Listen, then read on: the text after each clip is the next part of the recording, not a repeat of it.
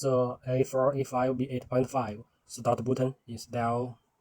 The original car start button have 4 lines. It only needs to transfer two lines, white and blue is okay.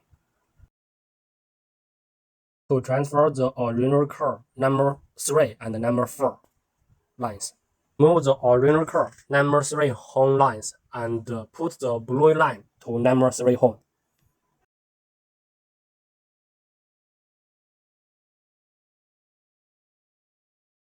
Then put your original car number 3 lines, plug in this home.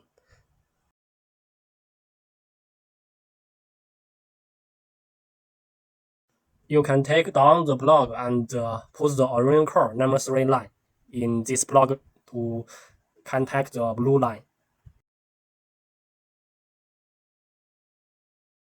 Remove the number 4 the original car and put the white to the number 4 homes. And put the original car number 4 line to this plug to contact the white line. This is the normal power. Can contact the false box or near of the start button. That's okay.